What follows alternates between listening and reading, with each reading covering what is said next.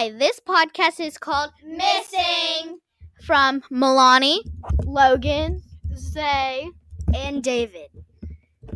This podcast is mystery. I hope you enjoy lots of missing, stealing, and a little bit of crime scenes. Because that's what mystery is all about.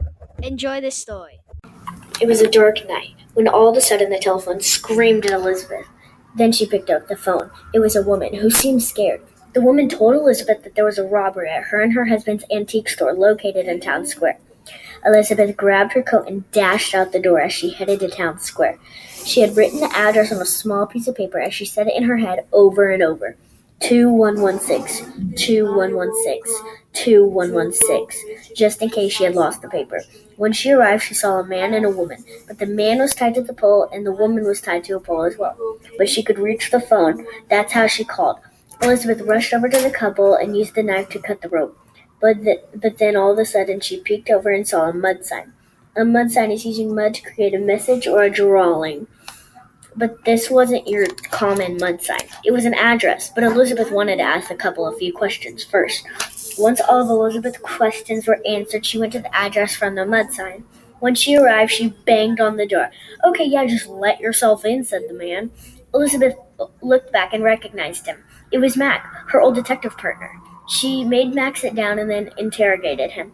She asked him all sorts of questions, like, "Where were you last night in between 8 p.m. and 9 p.m.? Mac stuttered. I was at the park." Elizabeth sighed in disbelief. She kept on thinking in her head, "There's no way this man was at the playground." Elizabeth grumbled. "I know it sounds crazy, but it's true. I miss being a kid. I hate being an adult." Elizabeth was shocked. A grown man at the park, she spoke. "Well, now I know Mac didn't rob the store," explained Elizabeth. So she decided to move on to the next suspect, Charlie. Charlie was a 19-year-old boy who lives west of Town Square.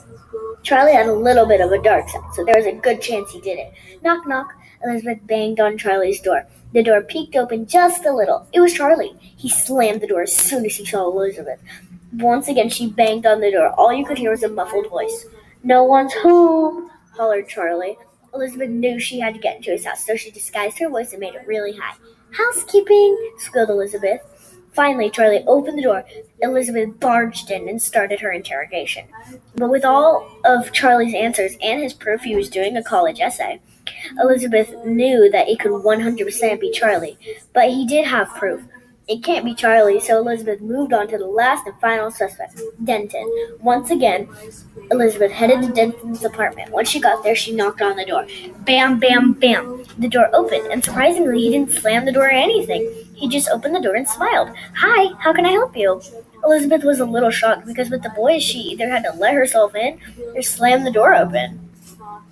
Elizabeth asked if she could come in and ask a few questions. Denton exclaimed happily, "Of course! Welcome to my home." Elizabeth asked Denton, "Where were you last night in between 8 p.m. and 9 p.m.? "Oh, I was hosting a book club for me and my friends," Denton says happily.